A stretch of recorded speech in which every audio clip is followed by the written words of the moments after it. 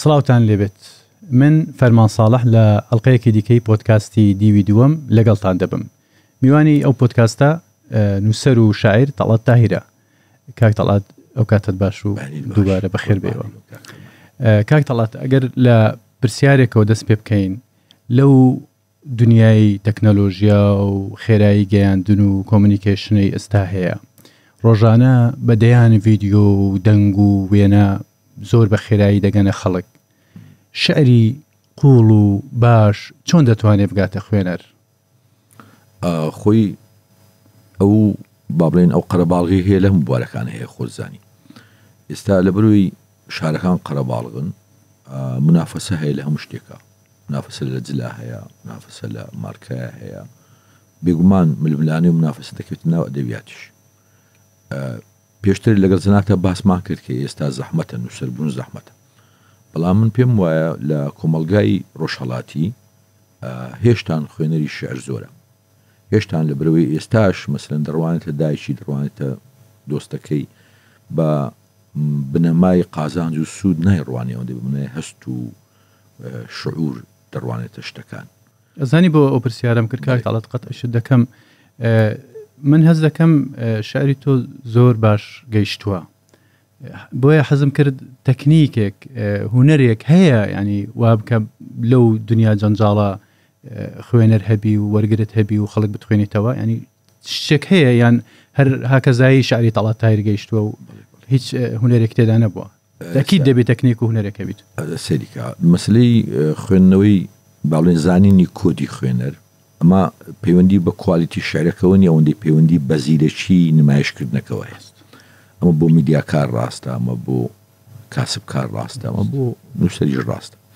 زۆر جاران هەندێک شت هەیە لە دەرەوەی خودی تێکستە، لە دەرەوەیە. یعنی مەسەلەن ئێستا مەسەلەن ئۆرهان پامۆ کە نۆبل وەردەگرێت بەس باشی ڕۆمانەکانی نییە، ئەوەی مەسەلەن کەسایەتیتی دنیا بینیتی موسساتی بەدواوەیە بۆ نمونەیانی هەندێک تەحەکوم بە تێکستەکە یان بە تەحەکوم بە نووسەر و بە هونەرمەندەکە کە لە دەرەوەی خودی هونەر و ئەدەبەکەیە. یەکێک لەو بابلێن کارلێکەرە گرنگانەی دەرەوەی خودی تێکستەکە ئەوەیە ئەتوو بەچ زمانێک مخاتبەی بەرامبەرەکەت دەکەی، یان چۆن کۆدەکەی دەبینیەوە، یان چۆن دەزانی کەی دەیدێتی. یعنی زۆر جاران بڵاوکردنەوەی شعر پەیوەندی بە خودی کاتەکەشەوە هەیە، ئایا هەشتی ئێوارەیە یان دەی بەیانە، یعنی ئەو پۆستەی کە تو بڵاویەکەیەوە لە سوسیال میدیا زۆر جاران کاتەکەشی دەوردەبینی. یعنی دەبێت زیرەک بیلەوەی کاتی خوێنەر یان کاتی خوێنەری ئێمە وەکو کورد کەی ئیستعدادی هەیە مەسەلەن هین وەرگێ، کەی ئیستعدادی هەیە ئامادەی هەیە شعر وەرگێ، کەی ئیستعدادی هەیە داوەتی کەی. يعني مثلا عادة الجمعة دعوتي لك، عادة عصران ديبيني، عادة حواري جدي و بابلين حل كردني شيء دواي مغربانة لعيشايا، يعني حتى كاتي هي مسألة سوسيال ميديا ما مالك كردن لقى سوسيال ميديا زود زاران دوزينوي كودي خوينركية خوينري إيما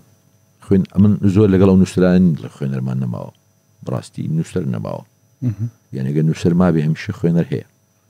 بەتایبەتی لە کۆمەلگای ئێمە کە هێشتان شعر قیمەتی خۆی مایە. ینی مەسلەی ئەوەی کە تۆ درێژدا دڕینەکەی کورد زۆر ڕقی لە درێژدا دڕیە، ڕقی لەوەیە منجە بکەی، ڕقی لەوەیە زوو پەیامەکەی نەگەیەنی. لە ڕاستیدا من زۆر سودم لە هەواڵ بینی لەم بابەتە. ینی ئێستا هەواڵ خۆ دەزانی بۆتە هەڕەمی مەقلوب، بۆتە چی پێڵێن شتێکی هەڵگەڕاوە، هەرەمی هەڵگەڕاوە. یعنی بە کورتترین مەودا پەیامەکەی بگەێنی و پەیامەکەت ڕوون بێ و لە ڕوونیا قوڵیەکەت دەرکەوێ و وەرگر یان بینەر یان خوێنەر متمانەی بە قوڵی ئەو پەیامە هەبێ، متمانی بە کەسایەتی هەبێ. زۆر جاران خەڵکی ئێمە دەڵێ تۆ شعرەکەم بخوێنەوە عیلاقە لە کەسایەتیم نەبێ. ئینسانی ئێمە ناتوانێت فەرق بکا لە بینی کەسایەتی تو لە بین تێکستەکەت. ئەگەر خۆت نەبینی لە ناو تێکستەکەت با بڵێن ئەدگار و ڕەفتار و سلوکت نەبینیە کە لەگەڵ تێکستەکە تا هاو ئاهەنگە یان هاوتەری بە خوێنەری ئێمە وایە، ینی لە بەرچاویەکەوێ وەکوێت تۆ فێڵ لێ بکەیت، وەکو کابرایەکە کە دوو ئاەتی قورئانی بینێتەوە بۆی $10 لێ بە ئەمە زیاتر ڕقیاڵەسی. یعنی تۆ گەدە دۆلارەکەی لێ بەی زۆری لا ئاسانترە زۆری لا ئاساییتر لەوەی بە دوو ئاەتی قورئانی کە تۆ پەنا بدەیتە بەر تێکستێکی پیرۆز بۆ فێڵکردن. زۆر جاران کە ئەدیبی ئێمە و هونەرمەندی ئێمە دەبینێ مەسەڵەن کەسایەتەکەی لێک دژە لەگەڵ خودی تێکستەکەی لەگەڵ دنیابین ناو تێکستەکەی تووڕەتر دەبێت لەوەی کە پێی وایە تۆ بە شتێکی پیرۆز هەڵی دەخەڵی مەشاعرەکەی هەڵدەخەڵەتێن. دنیای ئێستا ڕاست دنیایکی جەنجاڵە، بەڵام لە کۆمەلگای ئێمە چیرۆک هێشتان باوی ماوە، چیرۆکمان لەگەڵ دایکمان لەگەڵ نیشتیمانمان لەگەڵ نەحەقی لەگەڵ ستەم لەگەڵ داد ئەدەبیش چونکە لەم بوارە ئیش دەکا لە خۆشەویستی و ڕق و مردن و گۆشە ژیری و تەنیایی و بێکەسی و ئەوانە خودزانی ئەدەبەتی هەبوو لەسرم چەمکانە ئیش دەکا و پێشش چەمکە و دووبارە دەبنەوە. ئەوانە گرنگ ئەوەیە ئەو ستەمەی کە باسی دەکەی ئەو ستەمە نەبێت لە کە لە فەلسەفەی یۆنانیدا هەیە، ئەو خۆشەی کە باسی دەکەی خۆشی نیە کە لە زەمەنی ئەکەدیدا هەیە، خۆشەکە هی ئێستا بێ سەردەمیانە بێ لە هەمان کاتدا مەراقەکەش سەردەمیانە بێ. یعنی ئەو مەساتەی کە باسیەکەی دەبێت مەساتی سەردەمیانە بێ، خەڵکی ئەم سەردەمە خۆی تا بدۆزێتەوە. ترسەکە عینی ترسە لە سۆفۆکلیسەوە هەمان ترسە تا دەگاتە مامۆستا شێرزا حەسەن، بەڵام ئەم ترسەی مامۆستا شێرزا حەسەن دەنووسێت دەبێت ترسی زۆر سەردەمیانە بێ، ترسێک نەبێ لەوەی لە کۆڵانێکە کاتی خۆی کە کۆڵان تەسک بوو تاریک بوو دەڕۆیش دەترسا چکە من نەماوە. ئێستا ترس لە نەخۆشی هەیە، ترس لە بێکەسی هەیە، ترس لە داهاتوو هەیە، ترسەکان دەبێت سەردەمیانە بێ، خۆشیەکانیش دەبێت سەردەمیانە بێ. دۆزینەوەی کۆدی خوێنەری ئێمە زۆر ئاسانە، خوێنەری ئێمە بەس هەست بە فێڵ نەکا چکە فێڵی زۆر پێ ناخۆشە، یعنی چاکەتەکە دەداتە هیچ مشکلەی نییە، باوەڕکە پارەکەش دا تێ مشکلەی نییە، بەڵام بەغەشیمی نەزانی، یان خۆت زۆر بە عاقڵ نەزانی ئەو بەغەشیم بزانی. ئەمەش دەکەوێتەوە سەر ئەو نووسەرانە یان ئەو هونەرمەندانەی کە بەڕاستی غرور نایانگری، ینی دایما ناو خەڵکان من نمونەکە بژەرمەوە ماوە فەرمان لە گارسیا مارکیز ریپۆرتاجی دەکرد لەسەر گەنجەکان، لەسەر لەش فرۆشەکان، لەسەر دەریاوانەکان، ئەوان لەسەر مقەبا و شتیوا دەخەونەوەوان لی دەپرسن دەڵێن لە تۆ هەر ڕۆمانێکت 50 ملیۆن لێ دەفرۆشی، خەڵک مەمنوع ڕسمێک لەگەڵ بێ، خەڵک مەمنوع ئەتۆ چی داوە لەم لەش فرۆش و لەم بێکەس و بێدەرەتان و ئەوانەی لەسەر کارتۆن دەخەون. دەڵێن نووسەرێک ناو خەڵکانە بێ بزەبت وەکو سەرکردەیەکە ناو خەڵکانە بێ، تووشی گۆشە ژیرێک دەبی لەبەرچێ زۆر جاران سەرکردا مەسەڵەن 50 کەس دەوری ئەدەن و تێی دەگەیەنن ئەم قسەی ئەو دیکا زۆر مهمە، نازانی خودی ئەم قسەی ناو خەڵک بۆتە نوکتا، یعنی هەندێک چەمەکەیە مەسەڵەن چەمشی زۆر پیرۆزن بەس لە ناو خەڵکا بۆتە نوکتا، تۆگە ناو خەڵکانەبی ئاگال لێنی ئەمە بۆتە نوکتا، دەچێت بە چەمکە پیرۆزەکە بەکاردێنی تێکستەکە ناو خەڵک دەبێتە نوکتا، وەک چۆن قسەی سەرکردەیەک زاروێ ناو خەڵک دەبێتە نوکتا، دەبێتە مای پێکەنین لەبەر ئەو سەرکردەی خۆ یان ئەم قاعیدا خۆ بۆ ئەوەی نەگوتووە خەڵک پێ بکەنی، بەڵام ئاگەی لەوە نییە وێ ئاخر ڤێرژنی نوکتا گەیشتۆتە چۆ لەبنەوە خەڵکەکەی نییە، ئاخر ڤێرژنی مەراغ گەیشتۆتە چۆ، جاروێ قسەیەکە زۆر پێکەنی ناویە بەڵام بۆتە ئیدیۆمێک لە ناو خەڵک کە تعبیر لە مەراقەکە، بۆیە نووسەر دەبی دائیمەن لە ناو خەڵکەکەی بی، دائیمەن غرور نەیگری، کە غرور گرتی تووشە عوزلە دەبێ. مارکیز دەیگۆ من ئەگەر ناو خەڵکانە بم و ریپۆرتاژ نەکەم و نەزانم ئاخر ڤێرژنی نوکتە و ئاخر ڤێرژنی جنێ و ئەوانە گەیشتە چێندەر، من ئەو قسانە وەکو خۆی بەکار نایەنم. جنێوێکە ئێستا بۆتە مەدەح یان مەدحێکە بۆتە لۆما، دەبێ ئاخر ڤێرژنی خوێنەرت لاوێ. اینجا بە هەموو کایەکانی دیکەش ڕاستە کاک تەڵات، بۆ نمونە دوکاندارێکیش ئەگەر نەزانی خەڵک چی دەوێت نازانێت چی بفرۆشێتن، یان سیاسیەک هەروە ڕاگەاندن هەروە مەسەڵەن میدیا ئەگەر نەزانێ بینەر چی دەوێت ناتوانانی شتێک پێشکەش بکە کە خەڵک تەماشای بکاتن، ئەو بۆ هەموو کایەکانی ڕاست. زانی ماوە فەرمان باوی ئەوە نمایە شاعر دانیشە و خەڵک جێبوری، چونکە باوی ئەوە نەماوە کەسمان عاقڵترین لە کەس و کەسیش قبوڵ ناکا بەرامبەرەکەی عاقڵتر بێ لە خۆی. هەر دنیای سەرمایه‌داری و دنیای با بڵێن مۆدەرنێتە وای لە هەمومان گەیاندێ کەس لێمە عاقڵتر نییە، یەکە و بۆ خۆمان عاقڵی ئەم دنیای. ئەمە با بڵێن هەڵەیەکی کوشندەیە کە نووسەر بیکە خۆی لە هینەکە پێ عاقڵتر بێت، لە خوێنەرەکە پێ عاقڵتر بێت، یان خوێنەرەکە هەست بکاتەوە ئەو کتێبانەی پێدەفرۆشیەوە کە خوێندوتەوە، ئەو زاراوانە بەکاردێنی کە لە خوێندنەوەی دەست کەوتەوە تێی دەگەێنی ئەم دەیزانم و تۆ نایزانی. وەختێک زۆر بابوو کاک تەڵات هەموو نووسەر و ئەوانەی ڕووناکبیرەکان کە قسەیان دەکرد بۆ نمونە قسێکی دیسکۆڤسکییان دەکرد قسێکی شکسپیریان دەکرد ئەوە ینی بەو مانایە بوو کە معریفەکی زۆرت هەیە و ئێستا وابزانم ئێستا ئەوە زۆر ناگات لە بروی ئێستا دنیای ئێستا لە ویکیپیدیا بگەڕێ 30,000 قسەی دیسکۆڤسکی دەست دەکەوێت لە گوگڵا بە سێرجێ بکە دنیای قسە دەست دەکەوێت دنیای ئێستا دنیای ئەوەیە کە ئەتۆ شتێکی پێ بفرۆشی یان شتێکی بدەیت هەیە کە لە ماڵەکەی خۆیدا هەیە و هین نەکردیە سەرنجی نەداوەتی لە من کاتی خۆی کە دەستم بە نووسینی شعر کرد زۆرم پێ سەیر و مەسەلەن هەموو هەفتەی جارێک دەچینە حەلاقی و حەلاق لە ئەدەبی کوردیانە بوو زۆر عەجایب بوو یعنی حەلاق نەبوو تەسەوڕ دەکەی لە هەموو ئەدەبی کوردی کلمەی حەلاق هەر نەبوو سەر تاشین هەر نەبوو وەکوێ ئەم ئەدەبە لە شوێنێکی تر بێ و ژیان لە شوێنێکی تر دەزانی دەبووە ئەدەبێتەوە ناو خودی ژیانی خەڵک لەبەرەوەی هەموو بە جیهانی بوونێک لە لۆکەڵیەکەی دەست پێ دەکات لە محلیەکەەوە دەست پێ دەکات ئەوە ئەدەبی ئەمریکای لاتین بە شایدشی گەورەیە ینی کە ئەو هەموو نەوبلیان برد ئەو هەموو جایزەیان برد ئەو هەموو تیراژیان لێ چاپکرا و لای زالیش لە لیستی لە تۆپ لیستی کتێبە فرۆشراوەکانی دنیایانی کاک تەڵعات هەر لە بابەتی تەکنەلۆژیا و سەردەمی خێرایی دەمینمەوە ئێستا AI شعر دەنووسێت پێت وایە ئەوە مەترسیە لەسەر ڕۆحی شعر و شاعیریش یان سنووری نێوان ئەفراندن با داهێنان نەڵێم چکە زۆر باوەڕت بە داهێنانەکە نەبوو سنووری نێوان ئەفراندنی مرۆڤ و ئامێر لەکوێدایە خۆی سەریکە ئای ناتوان لە ئینسان باتەوە خۆ دەزانی بەڕاستی چکە ڕەنگە بنووسێ کەلیمەی ئازارت بۆ بخاتە ناوڕستەیەکەوە بەڵام قەت ناخست ناوڕستەیەشی حەقیقیەوە لە برەوەی لە ئەخیردا باڵێن زیرەشی دەست کرد ئەو معلوماتەمان داتێک کە ئێمە داوامەتی وانە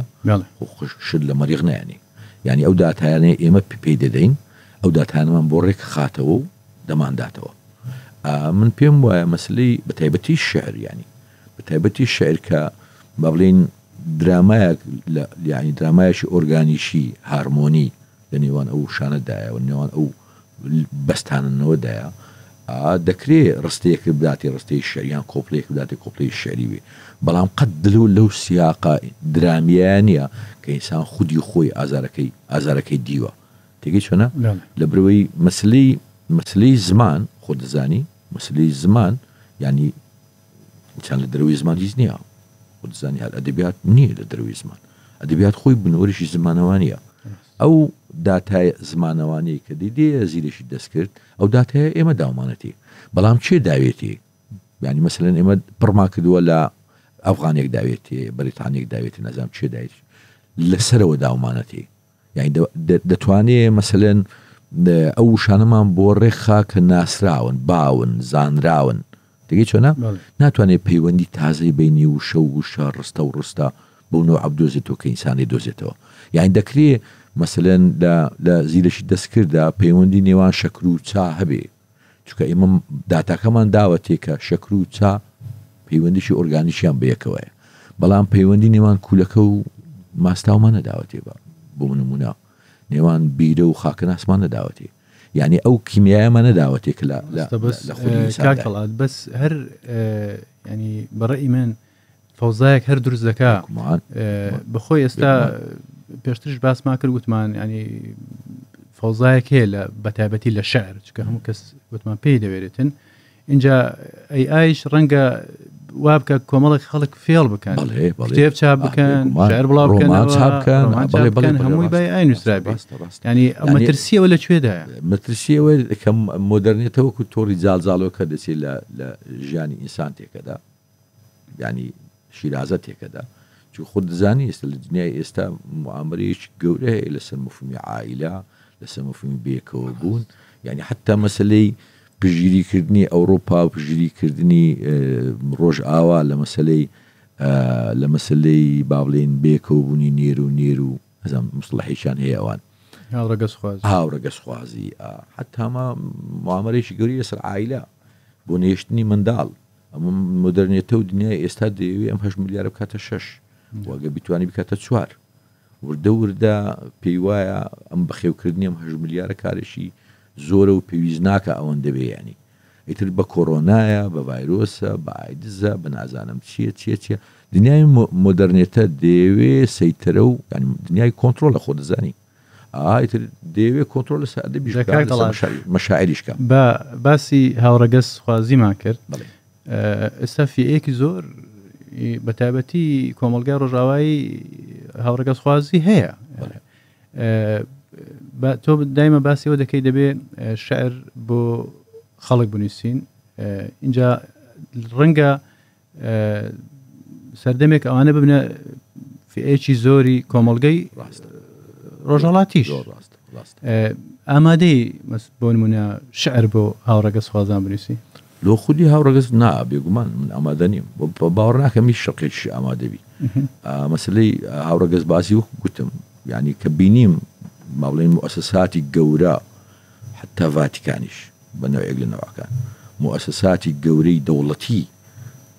لەسەر ئاستی وەرزش و لەسەر ئاستی ئەدەب و لەسەر ئاستی خطابی سیاسی لەسەر ئاستی قانون و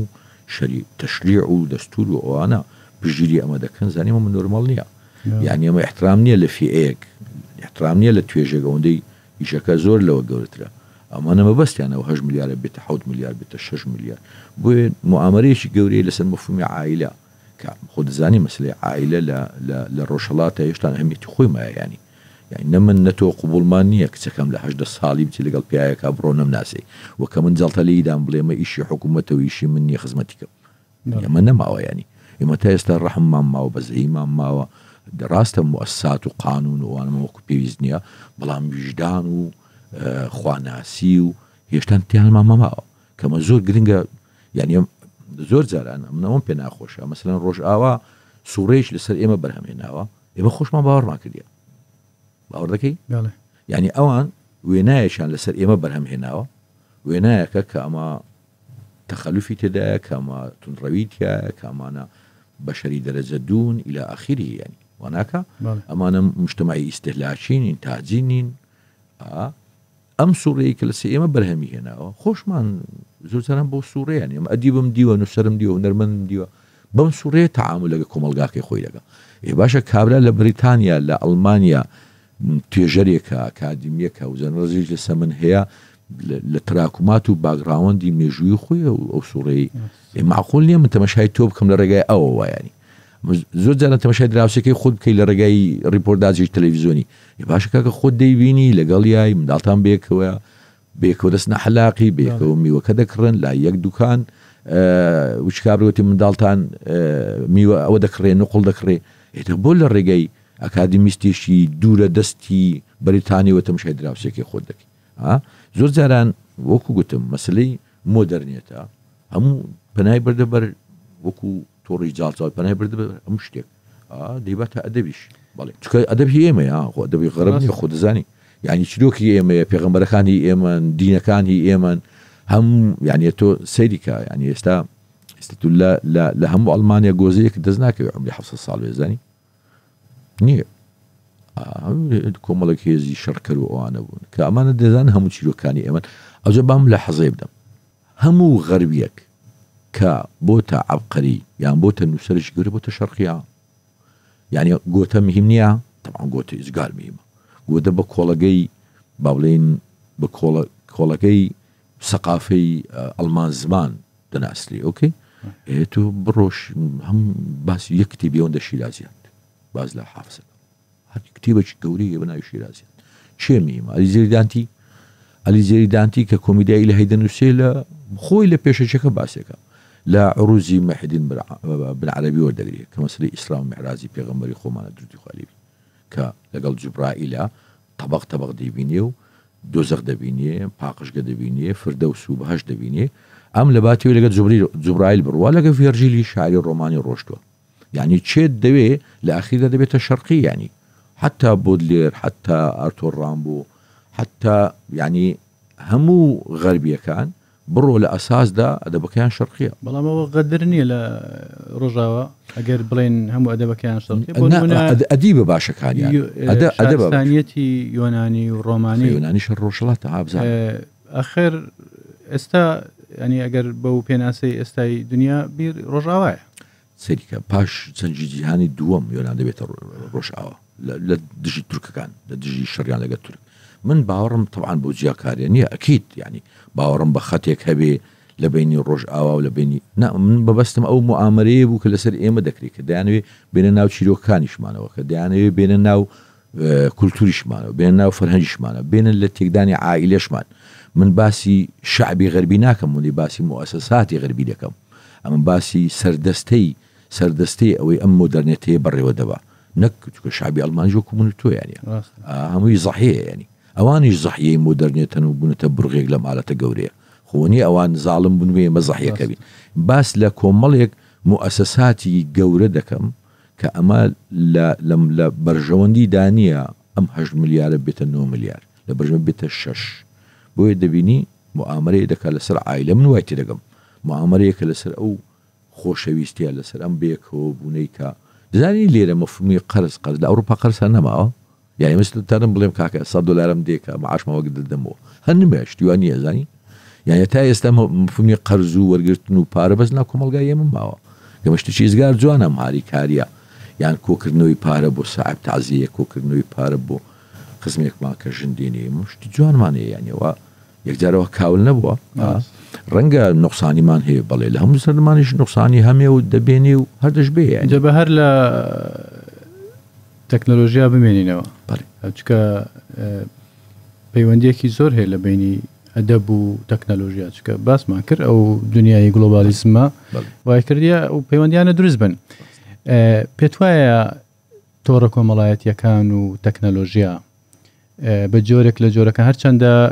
پەیوەندی لە نێوان مرۆڤەکان دروست دەکەن بەڵام بە جۆرێک لە جۆرەکان غوربەت و تەنیاییش دروست ناکەن وەک ئەو غوربەت و تەنیایی کە جوگرافیا دروستی دەکات ڕاستە نانە لە ئەو سێرجەی کە دەیکا ئێستا مەسەرەن لە زۆر جاران لۆمەی ئەمجی لە تازە دەیەکرێت جیلی پاش ئێمە من لەم نەوەی پاش ئێمە شتێکی باش دەبینم شتێکی خراپیش دەبینم شتە باشەکە ئەوەیە کە تازەوانە نابنە قوربانی دروشم ینی کەسیان ئەوچی منداڵی من منداڵی تۆ برازەکەی من نابنە قوربانی دروشمێک وەک چۆن ئێمە بووینە قوربانی مەجموعەی دروشم ئەو جۆ دروشمە سۆشالیزم بووێ توزانم شۆڕژێڕی بوو بێ نازانم چی ببێ و حاصل بینە نابنە قوربانی دروشم شتێکیان خراپە ناتوانانی 500 کەسیان لەسەر بیر و ڕای کۆکەیتەوە ئەم تەکنۆلۆژیایە سێرجەکە وای لێ کردووە هەرێکە لە ڕێگەی سێرجەکەی خۆی بزانێ ئەمە تایمی دنیاە ئۆکەی یعنی من دوو کچەم هەیە هەرێکە لە ژووری خۆیانن سێرجەکەیان جیاوازە ئۆکەی ئەمە پێی وایە ئەم جەزیرەیە لە پورتوگال جوانە ئەم پێی وایە ئەم جەزیرەیە لە ئیسپانیا جوانە کاتی خۆی وە نەبوو دەزانی کاتی خۆی من لە مەخمور بووم جەناب لە باڵەکایەتی وی باش من باوکتر نەدەناسی یا مامتر نەدەناسی بە هیچ شێوێک نەشم دیو بەڵام بێکەوە کۆک بین کە عەلی چیمیاوی ڕەحمان لێ بێ بێکەوە کۆک بین بەبێەوە یەکتری ببینین نزانی تۆ لە گوندەکەی خۆتان بووی کاولان من لە مەخمور بووم لە گاورە و کەنداریش بووم باشە من لە گاورە و کەندار و مەخمور دەمزانی بەعز دوژمنمە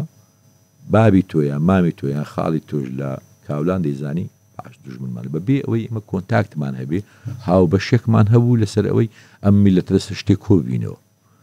من لەگە کەسێکی شار باژێڕی لەگە کەسێکی شارە زووری لەگەڵ هەورامیەک بەبێ ئەو یەکترمان دیبێ قەواسمی مشترەکمان هەبوو کە بەعز دوژمنمان دەی ئێستا وەرە 500 منداڵم ببێنە لەسەر بیرۆکەیەک ئەوجا ژینگە دۆستیە ئەوجا مۆسیقایە ئەوجا ئەدەبە ئەوجا نیشتمان پەر هەرچی دەڵێ بۆ نادۆزێتەوە لە مناڵەکەی خۆتا بۆ نادۆزێت فرە کولتوری لە یەک ماڵدا هەیە فرە کولتوری ببێ ئەوەی ئەتراف بە کولتوری یەکتریش بکەن ینی ئێستا مەسەلەن باشە کاکە کۆ ببنەوە واز لە کوردایەتی بینەوە مۆدیلە قەدیمە سەرسەرم سەد ساڵ ئێدەی لەسەر ژینگە پارێزی لەسەر حیوان دۆستی لەسەر مافی منداڵ لەسەر شتێک کۆ ببنەوە کۆ نابنەوە لە بەروی سێرجەکانیان زیایە یەکێک لە مشکلەکانی دنیای ئێستا ئەم گۆشەگیرەی زناوت باست کرد بەڵکو لە نێوان خوشک و برایەکە ئەم گۆشەگیرەی دروست کردووە و زۆر جاران دەبینی لە دنیای ئێستا باوی ناڕەزایی و شۆڕش و ئینتیفازەوانش نەمایانی لە بەروی عالەمە ئیفترازەکە تێری دەکازایی ئێستا جوگرافیاش غوربەت و تەنیایی زۆر دروست ناکە ئەوەندەی تەکنۆلۆژیا دروست زۆر ڕاستە لە بەروی بدرێتە شوێنێک بریتە جوگرافیایەک کە پێی وایە یعنی من خەڵکم دیوە مەسەلەن بەتانش خۆی دادایە نەوتی نەبووە بلۆکەکەشی گەز نەکرایان لە بەغ نەکرایە ڕاست لە لۆڤەردەژیان لە ئیتالیا لە جەزیرەیەکە بخۆی پیاسە دەکا ئاگای لەوە نییە نەوتی هەیە نەکارەبا هەیە نازان بچێ بەس ئەتەرنێتەکەی هەیە یعنی ئامادە نییە ناڕزایەک دەربڕێیان ئیشێ بکایان هەوڵێ بدا بۆی علاقە ئەم بلۆکە لە بەخری. کاک تەڵعات ئێستا دنیا ڕوبەڕووی کێشەیەکی گەورە دەبیتەوە ئەویش گۆڕانی کەش و هەوایە ئەو زەویە ئێمە لەسەری دەژین لە مەترسیدایە ئەوە خەریکە ئاو کەم دەکا ئەوە لەکانی گەرما زۆر بەرز دەبنەوە ئەرکی شاعیر و نووسەر چییە؟ ینی دەبێ شاعیر چی بکە بە ئەوەی ڕۆڵی هەبێت لە ڕوبەڕووبوونەوەی ئەو قەیرانە گەورەی کە دنیا بەدەستیەوە دەناڵێنیتن. شاعیر وەکو چیرۆکە گەورەکە نازانێت ناتوانێت هیچ بکە لە چیرۆکی بچوو کاتوانێت بکە. دنیای ئێستا دنیای چیرۆکە گەورەکان نەما ئەمە نووسەر دەبینم بیرمەند دەبینم لە کووردا باسی چیرۆکی گەورە دەکە هەر لە خودی ئەم دنیاە ئەم سەردەما چیرۆکی گەورە باوی نەما مەسەلەن مافی مرۆڤ چیرۆشیشی گەورە نەبوو لە 48ەوە نەک 48 لە هەدوای جەنجی جیهانی یەکەمەوە ئەمە نەبووە مەفهومێکی باو ئێستا مافی مرۆڤ لە دنیای لەکوێیە لە سوودان لەکوێ لە غەزە لەکوێ لە کۆبانی لەکوێ لەکوێ مافی مرۆڤ بوو بەچی ژینگە پارێزی چیرۆکیشی گەورە نەبوو لە ئێستا هەموو وڵاتە زلهێزەکان لە حتا بە ئەمریکاشەوە لە ئیتیفاقی ژینگە پارێزی کشانەوە احتیباسی حراری هەیە نییە خەریکە هەڵدەوەشێنەوە کۆمەڵەوە بەڵێ ئەم منەظەمەی صحی عالەمی ڕێکخراوی تەندروستی جیهانی ئەمریکا لێ نەکشایەوە تەندروستیش بووە مەسلەی تجارەت بوو مەسلەی مختبەرات بەڵام شاعیر و نووسەرش دەبێ ئیلا خەریکی چیرۆکە چکەمە چیرۆشی مافی مرۆڤ بە من ناگۆڕێیا چکە بە مؤسسا بە ئەمم متحیدە نەگۆڕێ کە ئێستا هیچ لێ دەستدانە کە 1998 وڵاتن بم دەگۆڕی بە شاعری دەگۆڕێ دەبێ ئیلا ئوستاز ئیلا ئەدیب و نووسەر بیرمەند لەسەر چیرۆکە گچکەکان ئیشکا چیرۆشی مرۆڤەکان مدیری مەکتەبێک مامۆستایەک تێگەی چۆنە ڕێکخراوێکی چالەکوانێک ڕێکخراوێکی ژینگە پارێز گروپێکی مۆسیقی ئێمە دەبێت ئیلا مەسیرمان ئەوەی لە خوارێ ئیشکەین چکە هەمومان دەستمان لەسەرەوە شوشت دەست لە ئەمم متحیدە بشۆ دەست لە مەجلیسی ئەمن بشۆ دەست لە مەجلیسی تەعاونی خەلیجی بشۆ دەست لە فلان و فیسار و نازام چ بشۆ تێگەی چۆنە دنیای ئەوان دنیای قازانجا و ئامادەش نین لە مەودوع درۆکەش بکەن پێشتر مثلا لە ڤێتنام خەڵکی دەکوش بەس عەلاقەت باسی ژینگە پارێزی و مافی مرۆڤ و دیموکراسی و بڵاوکردنەوەی دیموکرات ئێستا هەر باوی ئەو نمایە ئەوە هەر باسیکە یعنی هەر بێزی نایە باسیشیکە یعنی ئەسڵەن کاتی خۆی مردیان دەشاردەوە لە ناو شەکریان پێدا دەکرد یان بەردێک بوو لۆکەیەشان ئێستا باوەڕێن بە لۆکەکەش نمایە